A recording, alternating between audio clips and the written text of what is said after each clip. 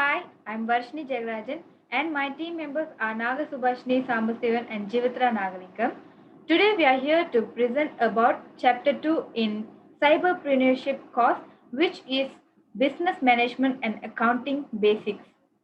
First, 2.1 topic 2.1, understand the management in business. Every business needs a manager to coordinate all business activities. In fact, all the managers do the same task in business management such as planning, organizing, leading and controlling.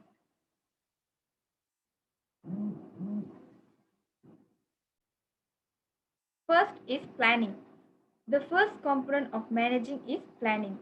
Planning covers the activity of formulating company's policy and procedure to ensure the attainment of business mission, objectives, and how to achieve them. As a manager of the business has to determine his business mission, objectives, and devise a workable strategy to achieve. Elements of planning is budget, strategy, program, and mission. Importance of planning is emphasizes the achievement of goals to facilitate the evaluation, reduce risk and losses, division of tasks, identify opportunities and threats. Second is organizing. Organize means to properly arrange.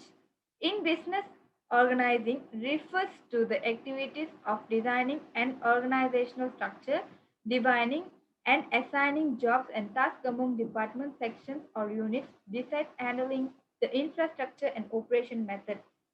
Managers are responsible for organization of the company and this includes organizing people and resources. Knowing how many employees are needed for particular shifts can be critical to the success of a company. Without an organized workplace, employees will see a manager as unprepared and may lose respect for that particular manager's supervisory techniques. Importance of organizing is determination of work, division of labor, collect duties and coordinate work. Third is leading. The act of getting the job done through other people is referred to in managerial functions as leading. Leading involves assigning of jobs and responsibilities, motivating employees, providing and receiving feedback. In an ideal situation, the manager also serves as the leader. Managers who want to lead effectively need to discover what motives their employees and inspire them to reach company objectives. In other words, a manager needs to develop interpersonal and good communication skills to enable him to lead and motivate the workers. Importance of leading is delegate tasks, facilitate communication, motivate employees, and coordinate tasks. Fourth is controlling. Controlling is a monitoring function to ensure that activities carried out are on the right track in achieving the goals set out by the business. A manager compares progress against the objectives and targets of the business and take corrective actions or devises an alternative strategy whenever deviation is found. Managers need to pay attention to cost versus performance of the organization. For example, if the company has a goal of increasing sales by 5% over the next 2 months, the manager may check the progress toward the goal at the end of month 1. An effective manager will share this information with his or her employees. This builds trust and a feeling of involvement for the employees. What is the importance of controlling? Importance of controlling is accuracy of information, punctuality, avoiding mistakes, reasonable criteria and actions. Next, my team member Naga Subhashini will continue on. 2.2 Propose for formation of a new business. Introduction. A business can be defined as an organization that provides goods and services to others who was or need them. It includes every form of trade, commerce, craftsmanship, occupation, profession, or other activities that is carried out of the purpose of maximizing profit. There are five forms of business ownership.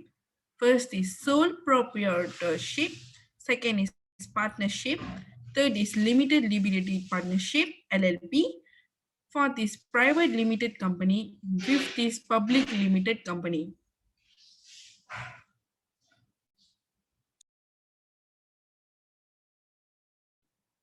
First one is sole proprietorship. It is owned by one person. The simplest business structure may have any number of employees, requires a small amount of capital to start with. Only Malaysian citizen or permanent residents can register as own owner. Examples: tailor shop, beauty salons, restaurants, laundries, and mini market. Advantage of sole proprietorship is easy to manage because the owner or proprietor can make decision by himself. All profits will go to the owner. The owner pays income tax based on the total individual income. Flexibility can react quickly and positively regarding necessary changing in business. Disadvantage of sole proprietorship is limited source of capital, limit the business activity. The future development of the business is limited and depends on the management capacity of the owner and the condition of his health. The liability of business is unlimited. The owner must be prepared to settle the debt with his personal assets. The lifespan of the business depends upon the age of the owner and how efficiently he managed the business. Second is partnership. A legal business entity with two or more partners but not exceeding 20%. Partners carried out the business shares the capital profits and losses. Partnership comprised two or more business partners pooling their resources in own business with a view to profit. Only Malaysian citizen and or permanent residents can register partnership. Personal names or trade names can be used a business name. Types of partners. First is active partners. The partners who actively participate in the day-to-day operation of the business are known as active partners. They contribute capital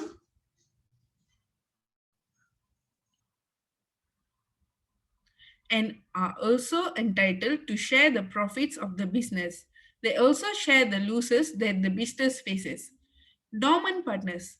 Those partners who do not participate in the day-to-day activities of the partnership firm are known as dormant or sleeping partners. They only contribute capital and share the profits or bear the losses if any. Third is nominal partners. These partners only allow the firm to use their name as the partner. They do not have any real interest in the business of the firm. They do not invest any capital or share profits and also do not take part in the business of the firm. Minor as a partner. In special cases, a minor can be admitted as partner with certain condition. A minor can only share the profit of the business in case of loss. His liability is limited to an extent of his capital contribution of the business. Advantages of partnership is easy to set up with few formalities. Business risk can be reduced and distributed among partners. In case of losses, each partners will share the burden. A lot of ideas, talents, and skills can be pooled together for better management. The responsibility of managing and handling the business can be divided equally among partners. Disadvantage of partnership is business liability are unlimited, which may involve personal assets of all partners of the company. Risk of personal clashes among partners. If any of the partners passes away is declared bankrupt, the business is automatically dissolved unless there is an agreement otherwise. If no letter or agreement is being made, unethical or misconduct behavior may have been engaged.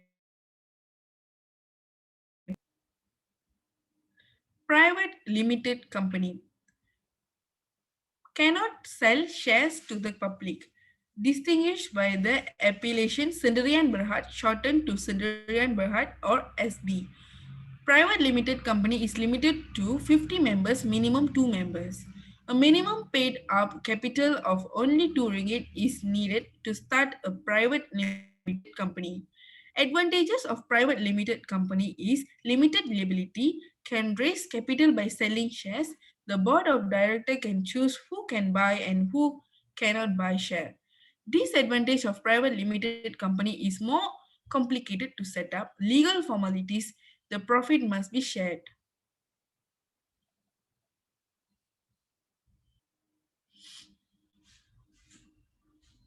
Lastly is public limited company. Sources their capital by selling shares to the public, distinguished by the appellation Berhad, shortened to Berhad. Public limited companies have no member limit, need a paid up capital of not less than 40 million or 60 million. Advantage of public limited company is limited liability, increase the skill in the business specialization. Disadvantage of public limited company is more complicated to set up legal formalities, loss of individual control, greater treat or takeover. 2.2 Propose for formation of a new business. There are three parts: starting up a business, buying an existing business, running a franchise. Okay, the first one is startup company. Startup company is also known as startup a business. Start from scratch. Phase pre-start up ideas, advertise, assessment. Startup survival phase. Post startup phase is terminated and closed. The advantage of startup company is complete freedom to be creative, authority, free for government intervention, immediate operation. The disadvantage of starting up a business is long process, maximum risk, difficulty in obtaining funds, extra effort, no historical record.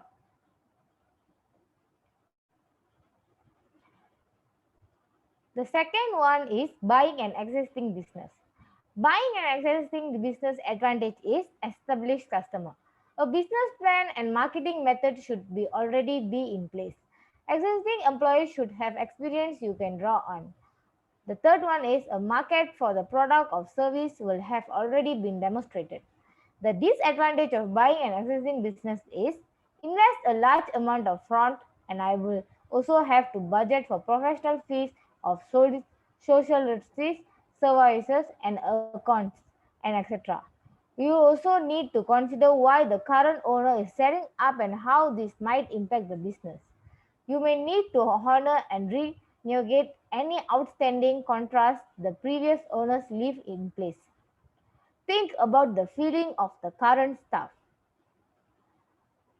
The third one is running a franchise. What is a franchise? A franchise is a right granted to an individual or group to market a company's good or service within a certain territory or location. There are over 120 different types of franchises available today, including automotive, cleaning and businesses, maintenance, health and fitness, financial service, pet related franchise. An individual who purchases and runs a franchise is called a franchise. The franchise purchases a franchise from the franchisor. The franchise must follow certain rules and guidelines already established by the franchisor, and in most cases, the franchisors must pay on ongoing franchises royalty fee as well as upfront on-time franchise fee to the franchisor. That's all from us. Thank you.